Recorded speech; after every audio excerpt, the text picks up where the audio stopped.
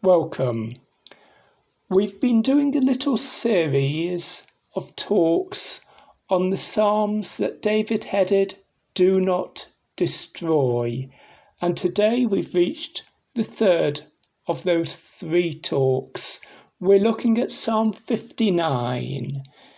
You'll find the words Do Not Destroy in the King James Bible, still in the Hebrew, hast.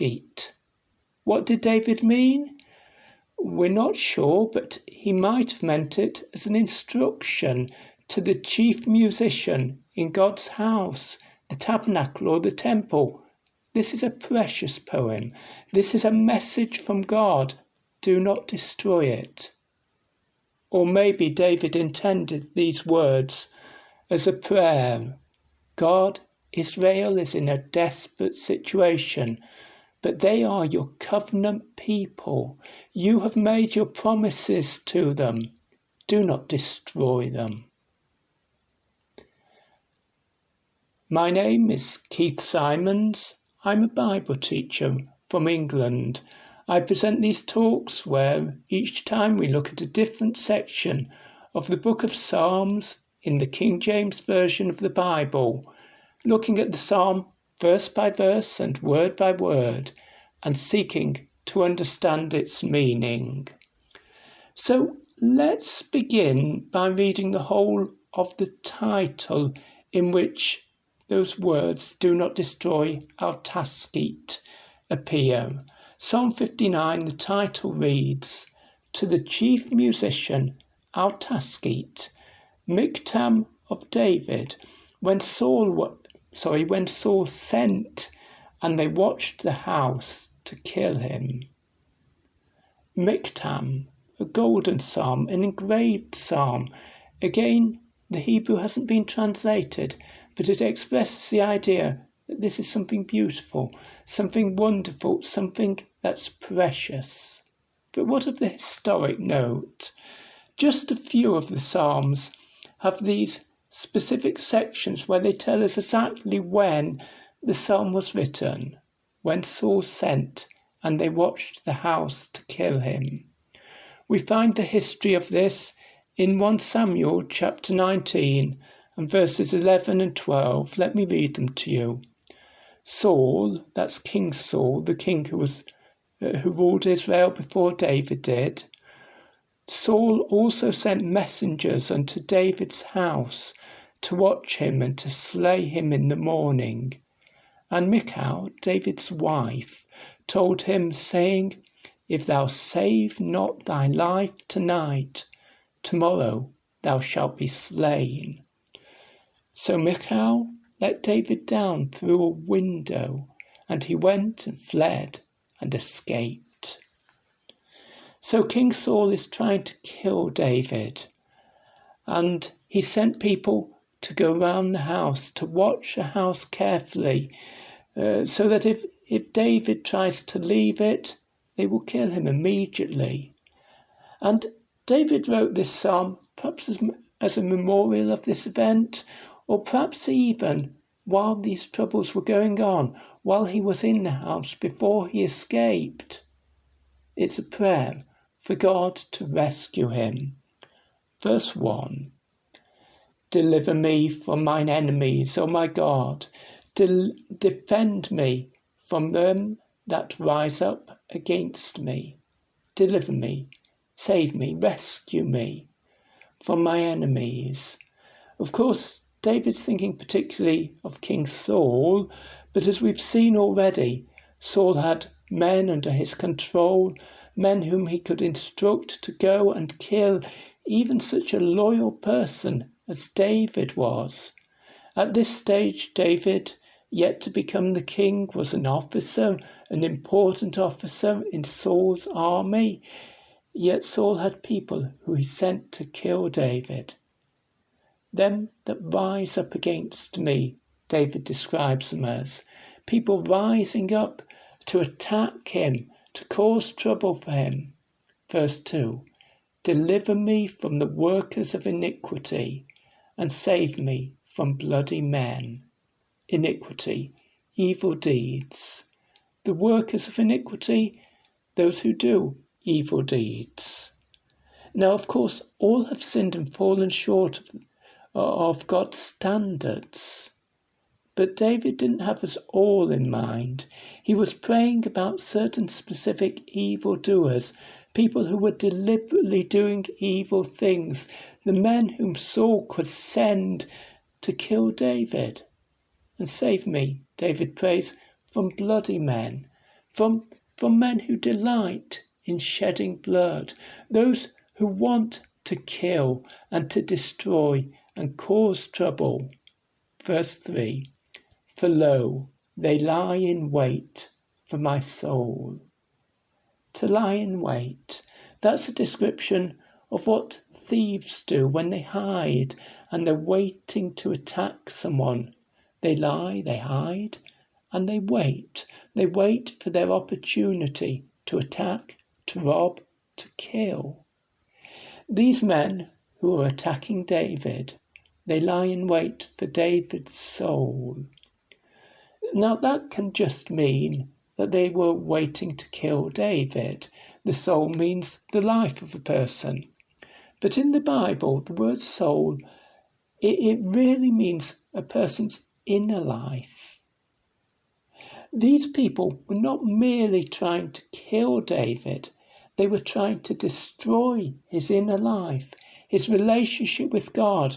They wanted not just to kill him, but to send him to hell.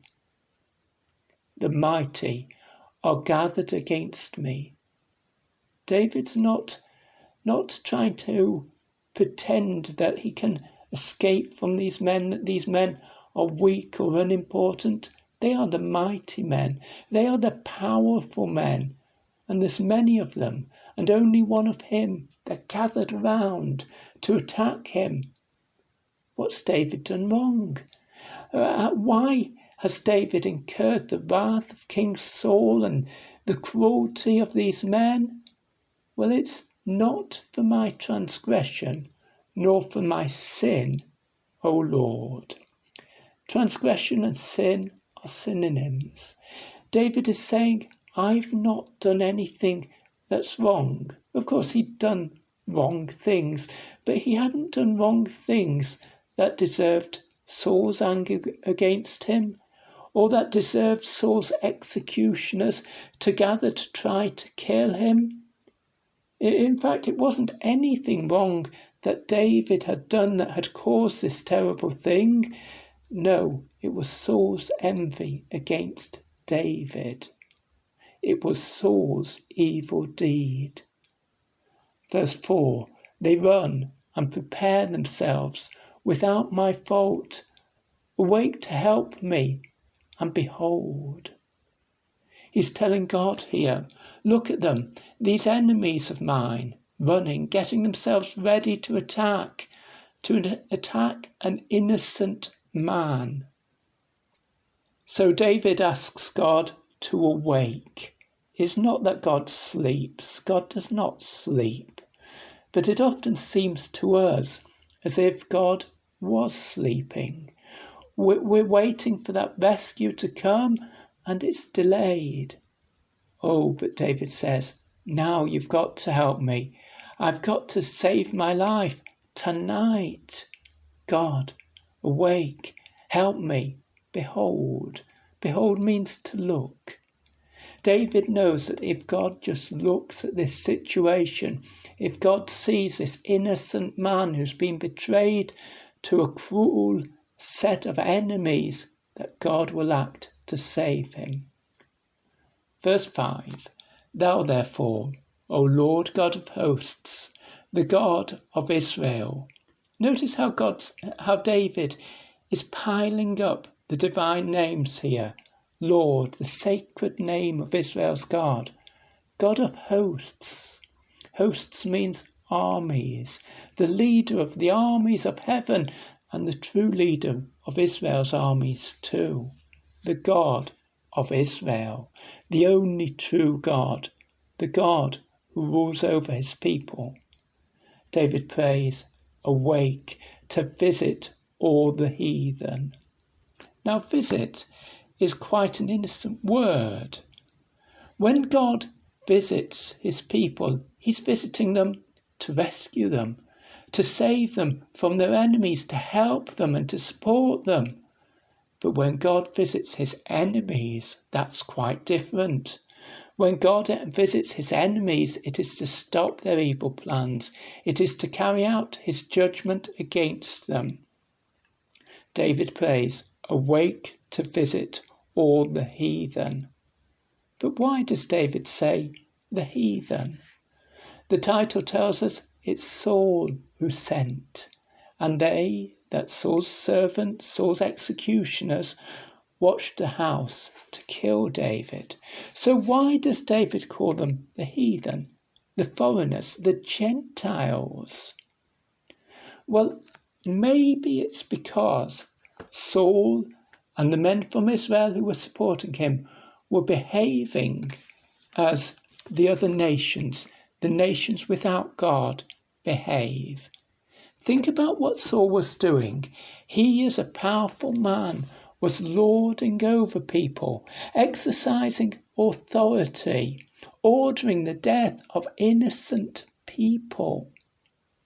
What did Jesus say about the rulers of the nations, the Gentile rulers, the rulers in those countries where the people did not know the true God, in fact rebelled against the true God? Mark 10, verse 42. But Jesus called them to him, and saith unto them and to the disciples, Ye know that they which are accounted to rule over the Gentiles exercise lordship over them, and their great ones exercise authority upon them. Next verse. But so shall it not be among you.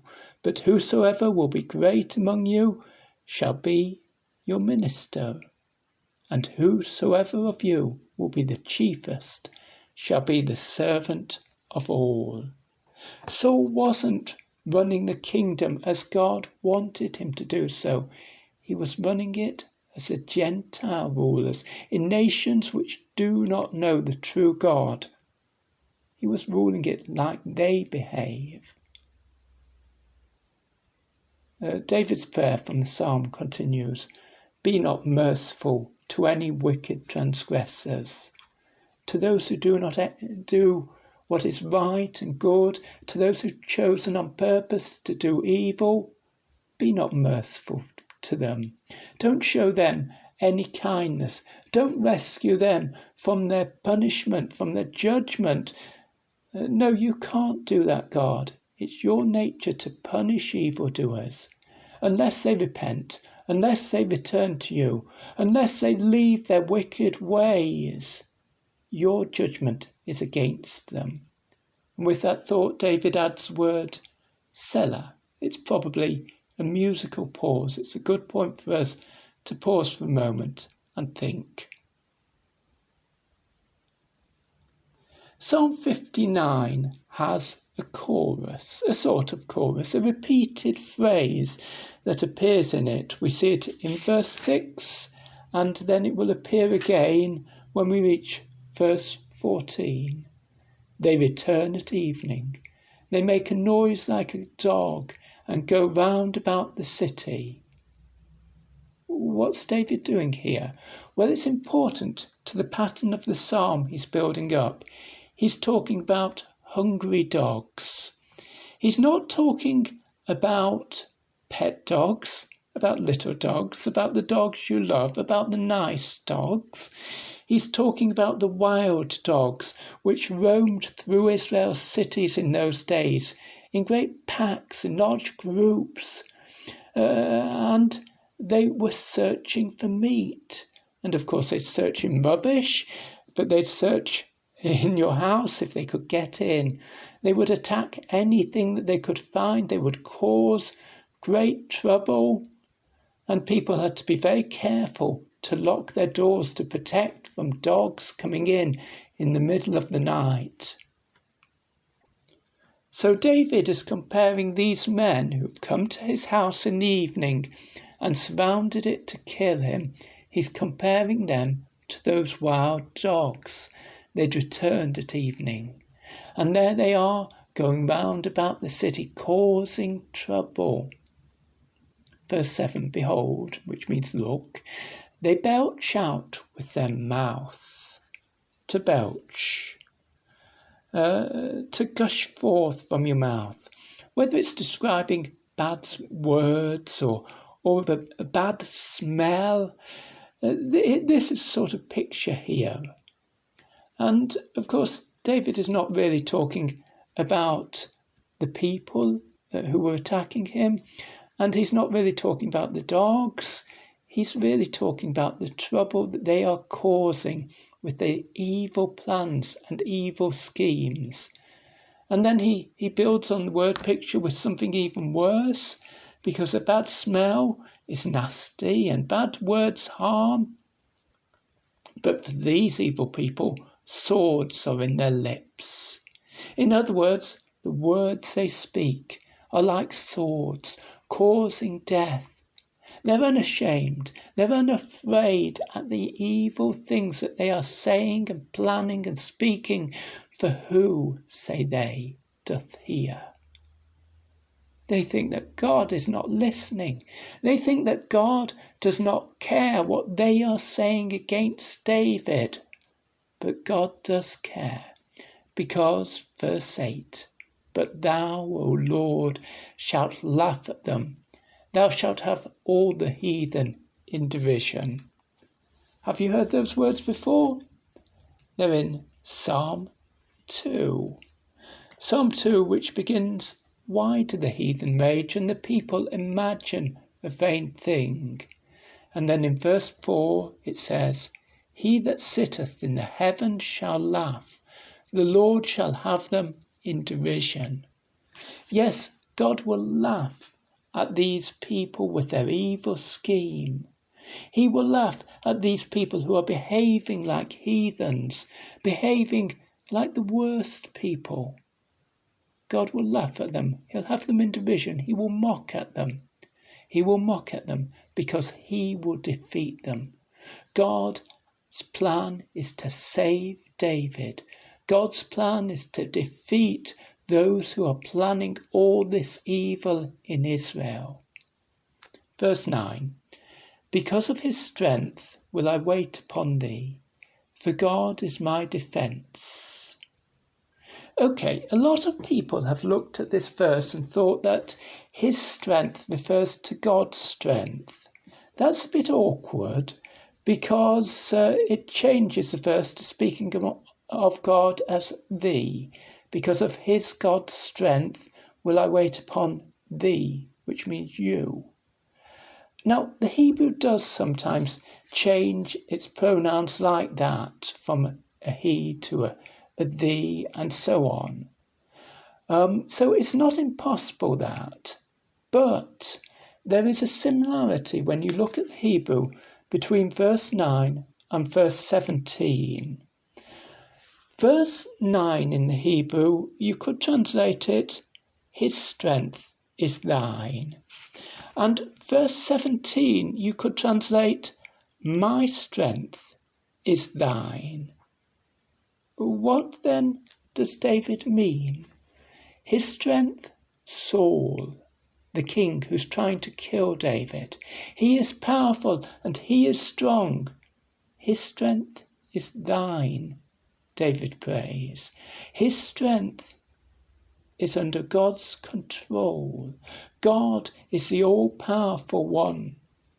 Now, that meaning isn't fully conveyed in our King James Bible, but nevertheless, the idea is there at the back of what it's saying.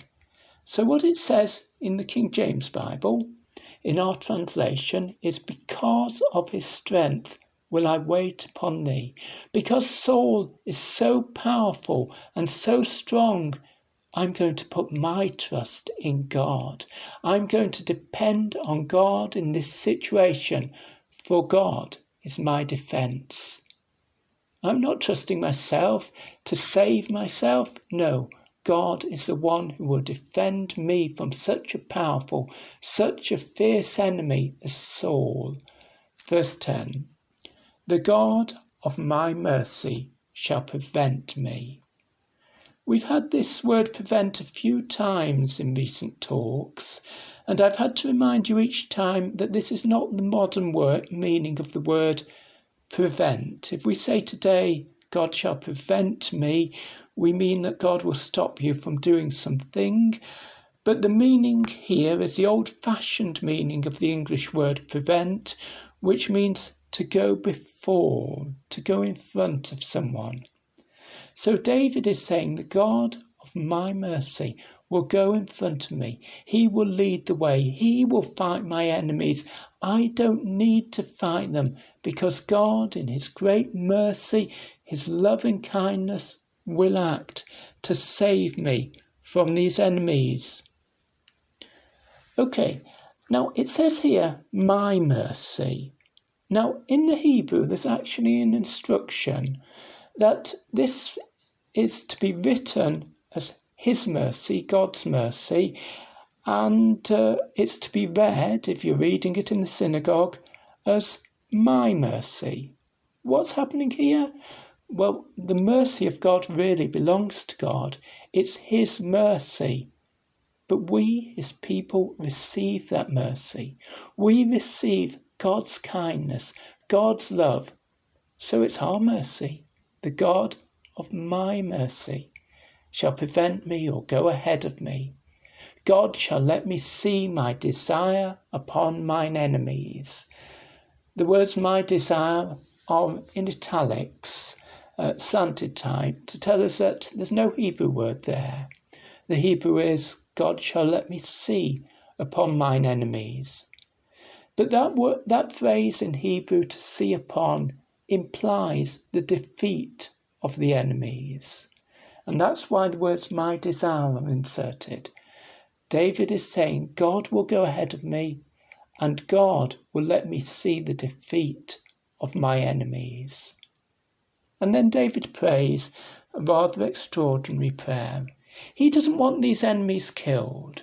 Slay them not, he prays. To slay means to kill. Slay them not, lest my people forget. Scatter them by thy power and bring them down, O Lord, our shield. What's David saying? He's saying, don't kill the enemies this time. Save their lives. Because if they die, then the people will forget to trust God.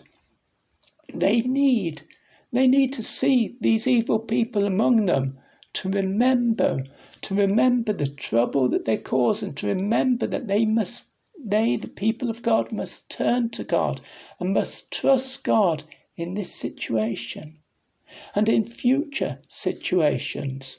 Without enemies, without troubles, we're tempted to go away from God. When we have no troubles, when life seems easy, we think we don't need God. We forget God. That's why David prays, slay them not, lest my people forget.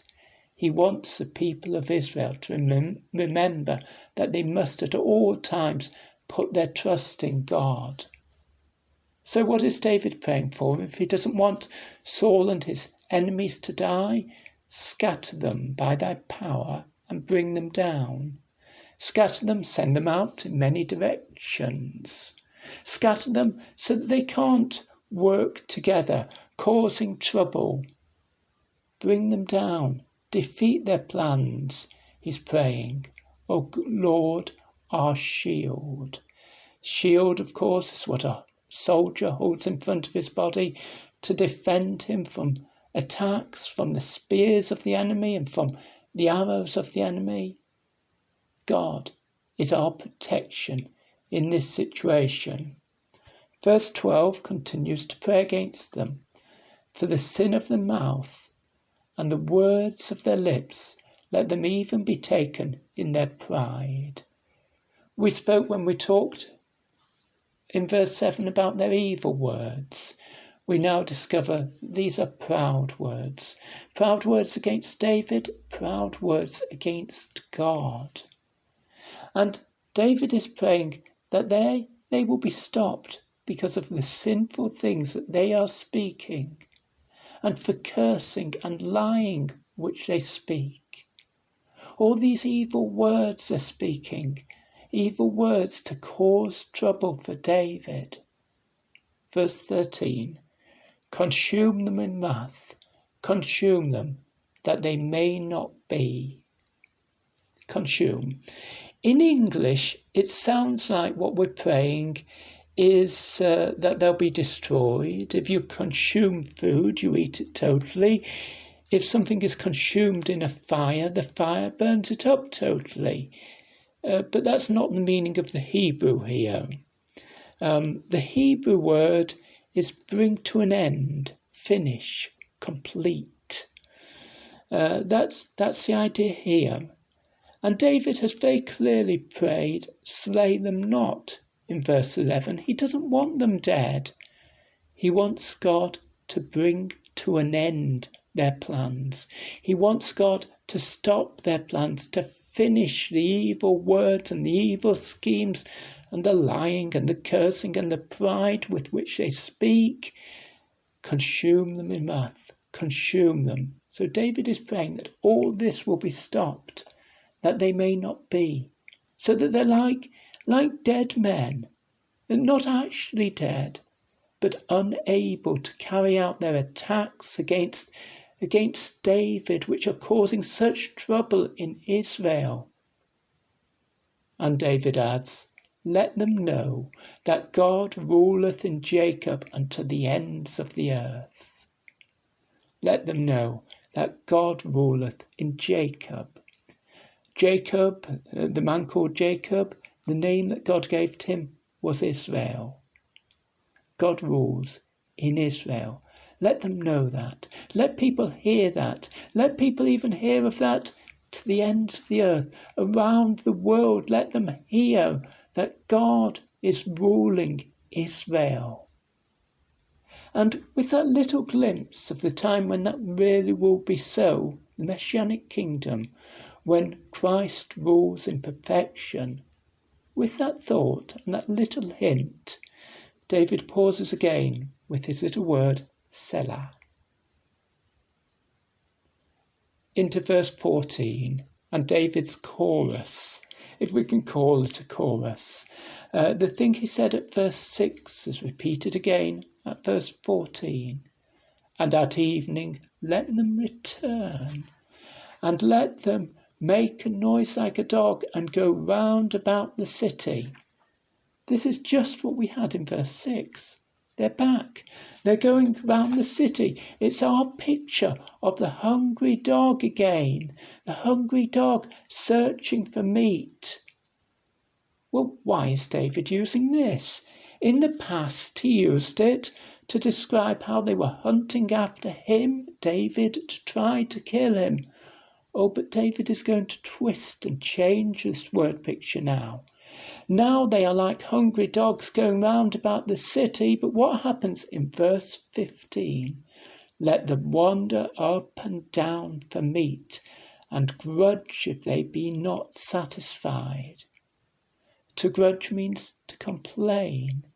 They're wandering up and down, they're searching for meat, but they're not being satisfied. That is why they are complaining. That is why they are making such a noise. Their plan to kill David has failed. And in the word picture, David is again thinking of these hungry dogs roaming through the city at night, but finding nothing, no food whatsoever, until they moan and they complain with their hunger. God has defeated their plans. They are still alive, but their plans are utterly defeated.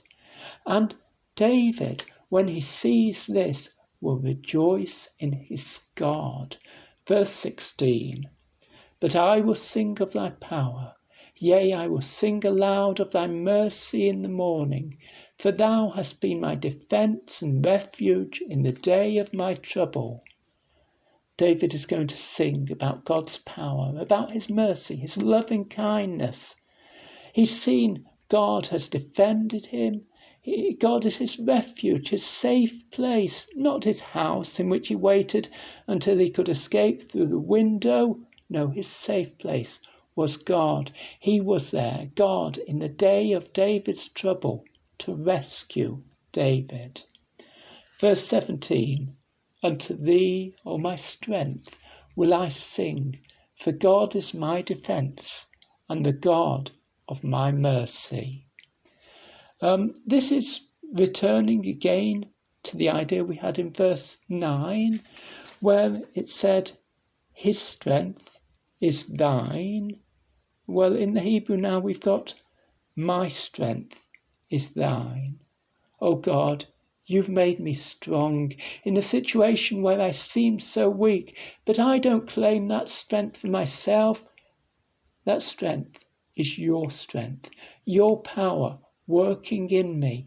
It's you who saves me from my troubles.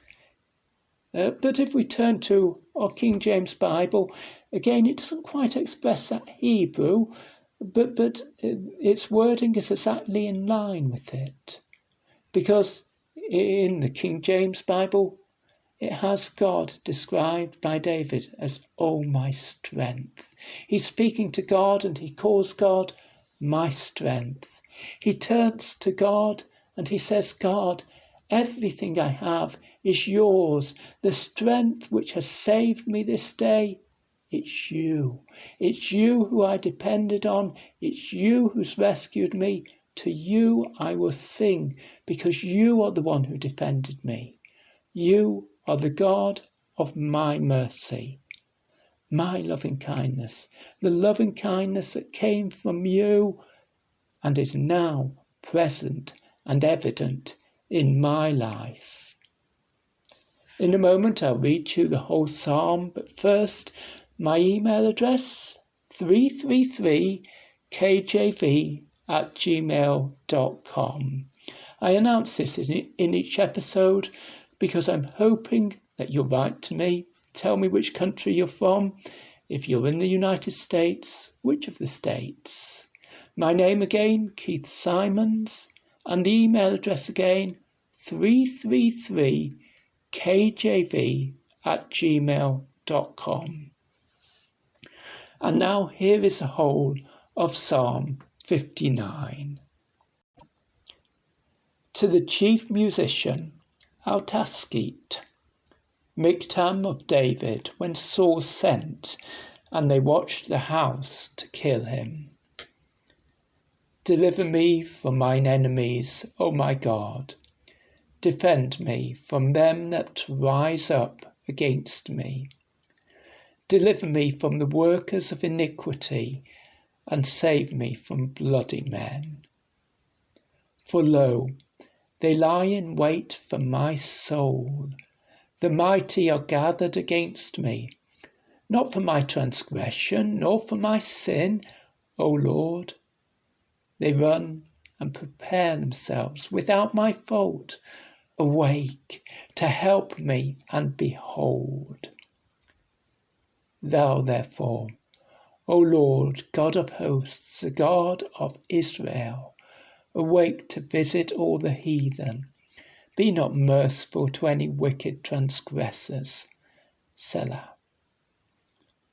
They return at evening. They make a noise like a dog, and go round about the city. Behold, they belch out with their mouth. Swords are in their lips. For who, say they, doth hear? But thou, O Lord, shalt laugh at them. Thou shalt have all the heathen in derision. Because of his strength will I wait upon thee, for God is my defence. The God of my mercy shall prevent me. God shall let me see my desire upon mine enemies. Slay them not, lest my people forget. Scatter them by thy power and bring them down, O Lord, our shield. For the sin of their mouth and the words of their lips, let them even be taken in their pride, and for cursing and lying which they speak. Consume them in wrath, consume them, that they may not be, and let them know that God ruleth in Jacob unto the ends of the earth. Selah. And at evening let them return, and let them make a noise like a dog, and go round about the city. Let them wander up and down for meat, and grudge if they be not satisfied. But I will sing of thy power, yea, I will sing aloud of thy mercy in the morning. For thou hast been my defence and refuge in the day of my trouble. Unto thee, O my strength, will I sing. For God is my defence, and the God of my mercy.